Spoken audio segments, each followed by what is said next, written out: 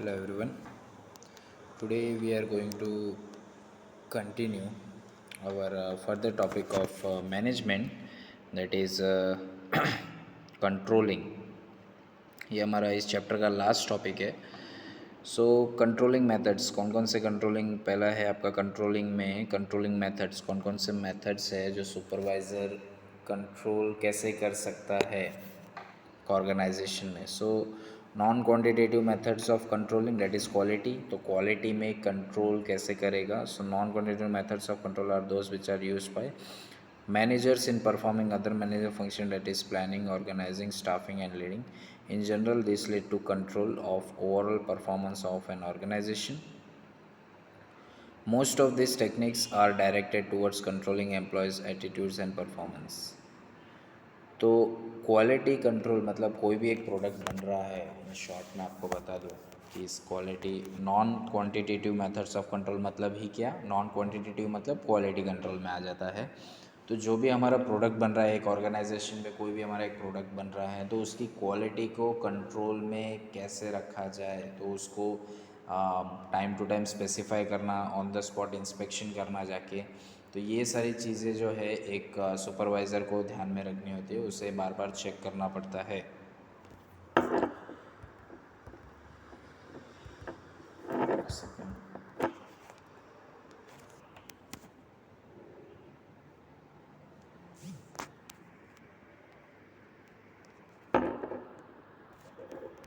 Okay.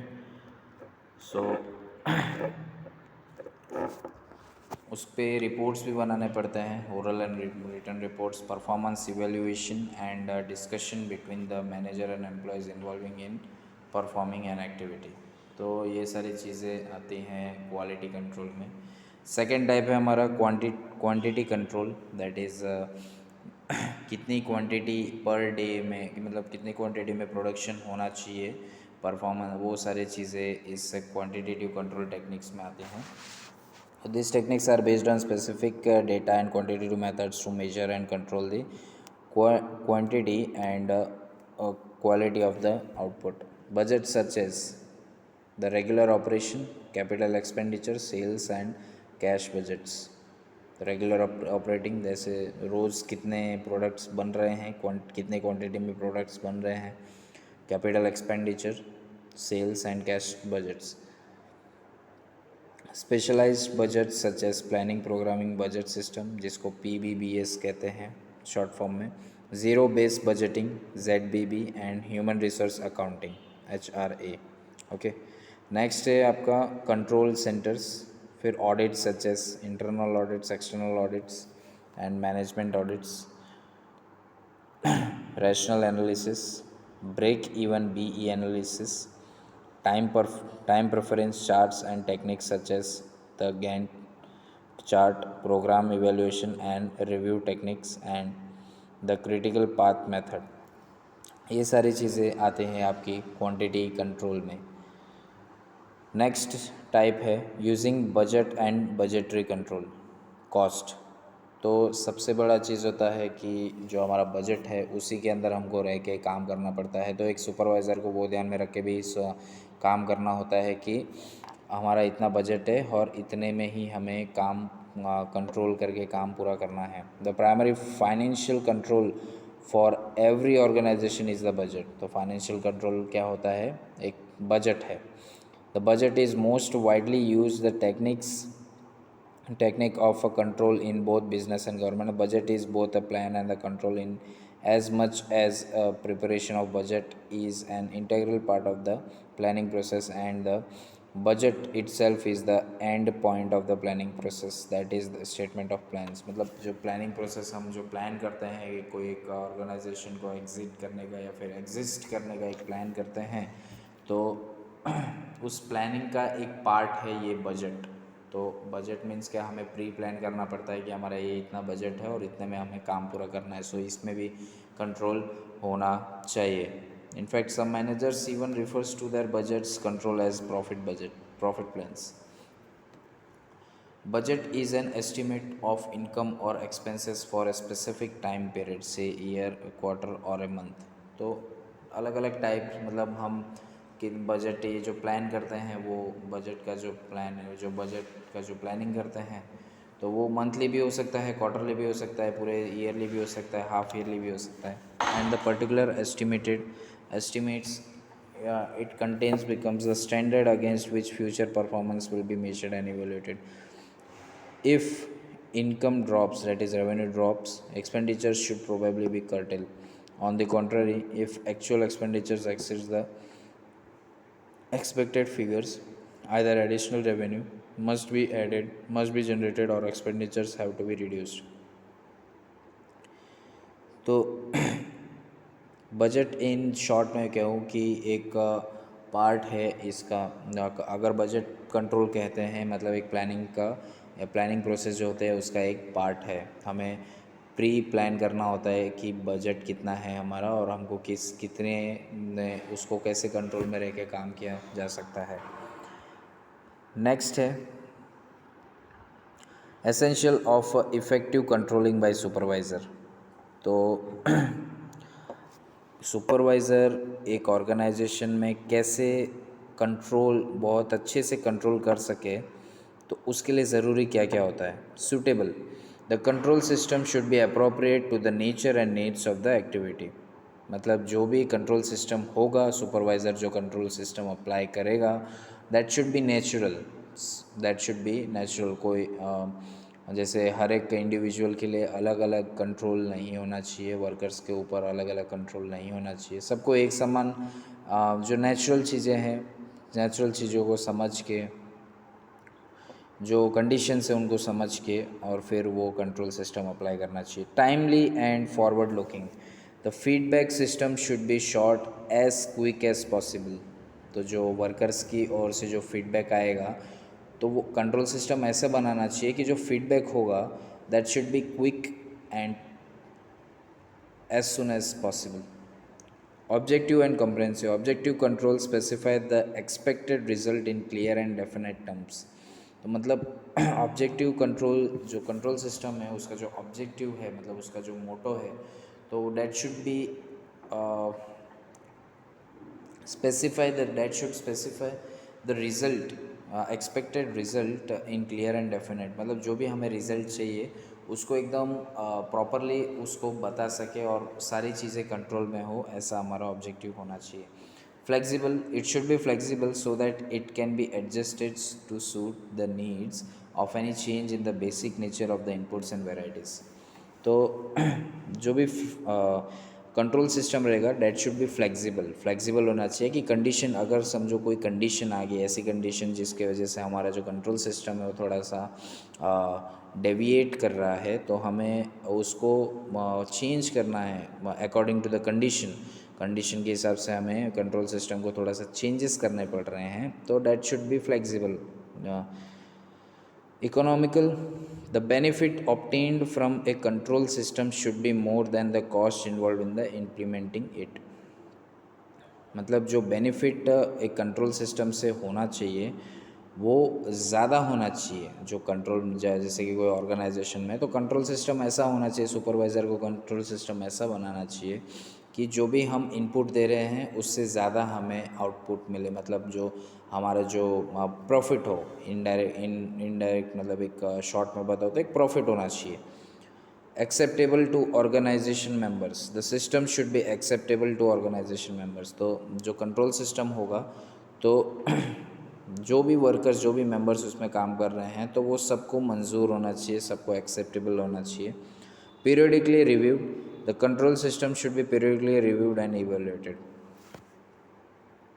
Okay, next है आपका workers resistance to managerial control. So जो भी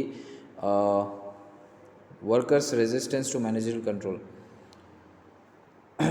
तो जो भी कंट्रोल, अगर कोई एक मैनेजमेंट है तो उसका कोई भी कंट्रोल रहता है, जैसे सुपरवाइज़र कंट्रोल करता है पूरे जो भी वर्कर्स उसके नीचे जो एम्प्लॉयज़ काम कर रहे हैं, तो उस पर पूरा कंट्रोल रहता है। तो उस वर्क तो उनका जो वो क्या क्या उसमें कंडीशन होने चाहिए। The failure to accept objectives, a worker may not care to reduce waste if he thinks that this is not going to make any difference of his employees who is rich.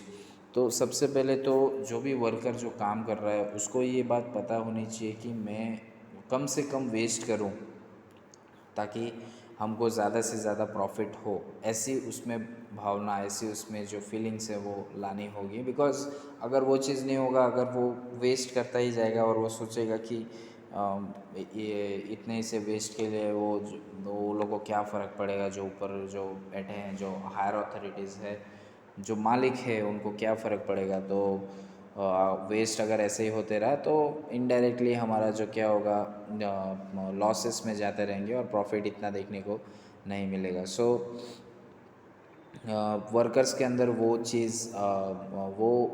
चीज़ लाना, मतलब वो भी एक supervisor का काम होता है। Unreasonable standards, a person may dislike control because he thinks the standard of performance set for is him too high.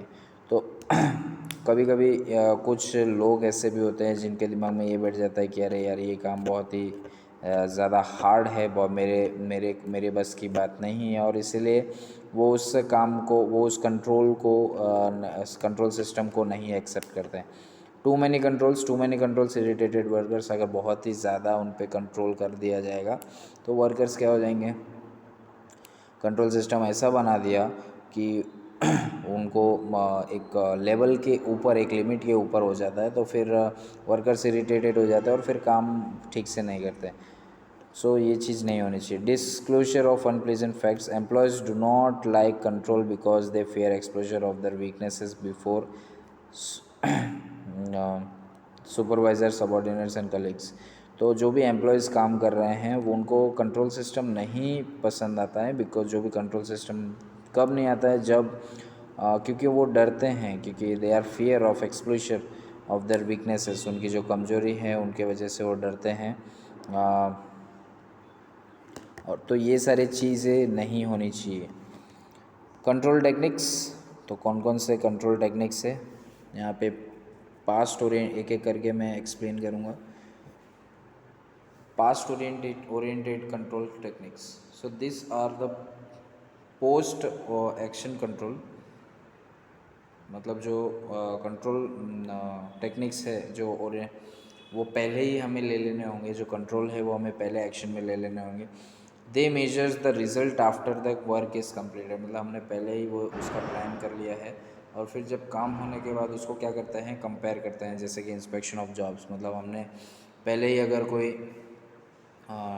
काम जो चालू है तो उसमें अगर हम जो भी प्रोडक्ट बन रहा है तो उस पर अगर हम पहले से कंट्रोल कर लेंगे, पहले से कंट्रोल में रहेंगे, उसको प्रॉपरली प्लान करके फिर एग्जीक्यूट करेंगे, और फिर जब उस प्रोडक्ट बन के जब तैयार हो जाएगा, जब उसको एक प्रोडक्ट एक उसको जो जो हमने प्लान किया था उसके साथ अगर मैच करेंगे, अगर वो ज़्यादा डेविएट नहीं होगा या फिर परफेक्टली एक्यूरेटली बना होगा तो फिर हमें प्रॉब्लम नहीं आती। तो inspection of jobs, then future oriented control techniques, that is ये बिल्कुल ही उल्टा है उसका, कि also known as the feed forward control. They measures results before the work is completed, मतलब जो भी रिज़ल्ट आने वाला होगा वो उसको पहले ही हम, they measure the results before the work is complete, मतलब जो भी रिज़ल्ट होगा, जो भी काम होगा वो कंप्लीट होने से पहले उसका रिज़ल्ट आ गया होगा। ओके,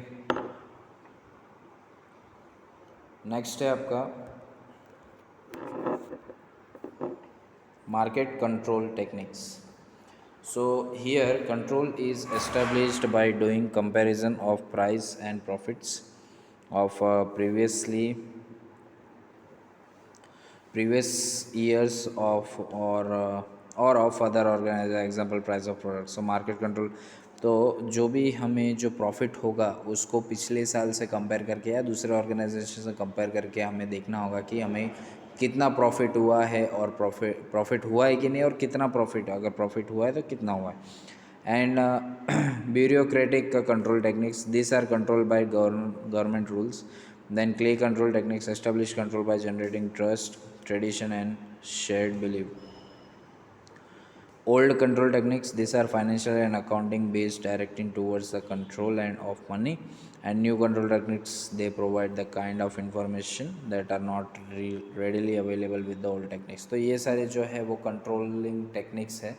हमें कोई भी सुपरवाइज़र जो भी कंट्रोल करना, जो कैसे कंट्रोल कर सकता है, उसके क्या क्या टेक्निक्स है, वो ये सारी चीज़ें है.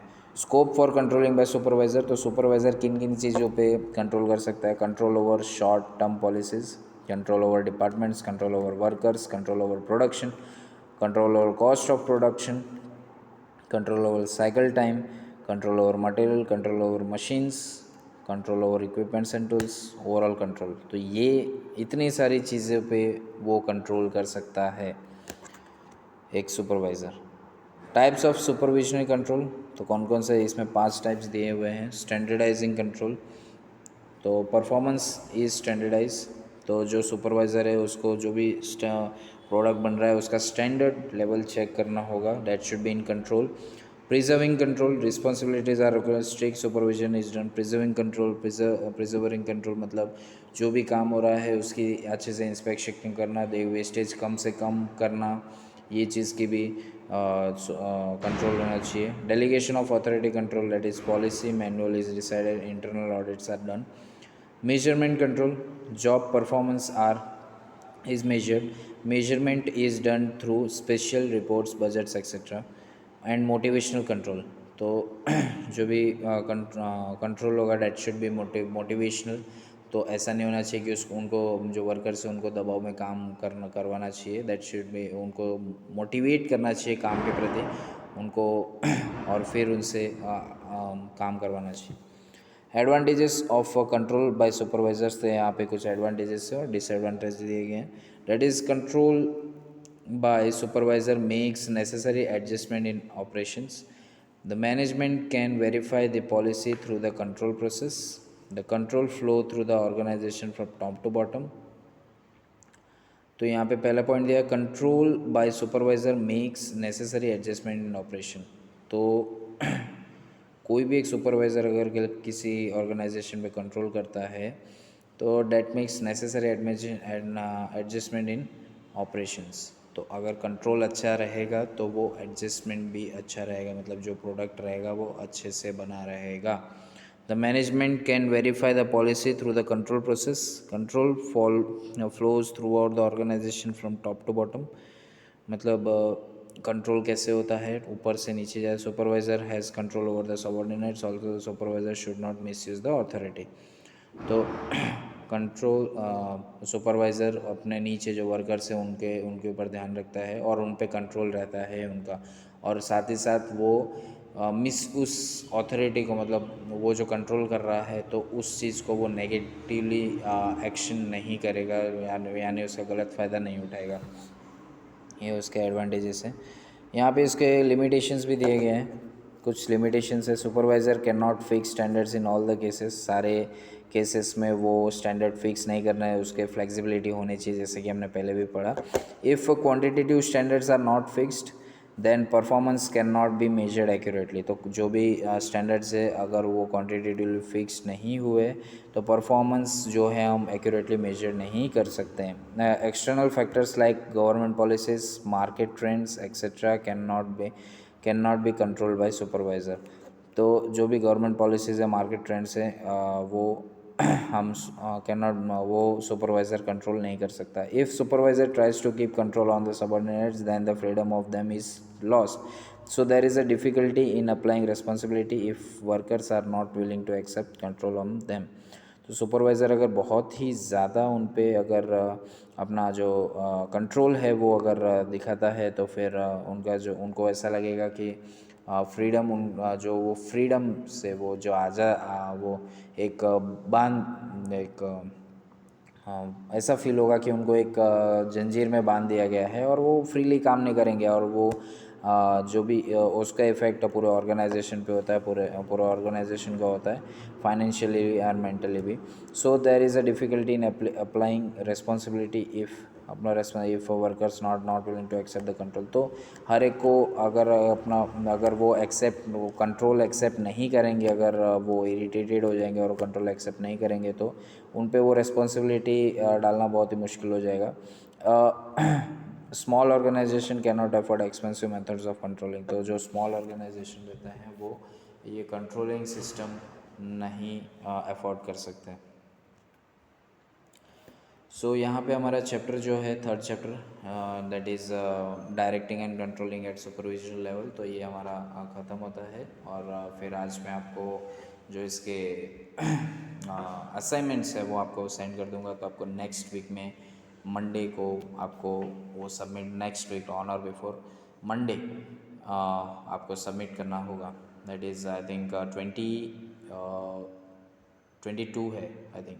सो आपको उस दिन सबमिट करना होगा, उसी दिन या फिर उसके पहले, उसके बाद होगा तो आपके मार्क्स के डिडक्शन होंगे. जैसे जैसे आप जितना डिले करेंगे उतना उस हिसाब से आपको मार्क्स मिलेंगे. सो आप रेगुलरली अटेंड कीजिए और असाइनमेंट्स वगैरह रेगुलरली सबमिट करते रहिए. Thank you.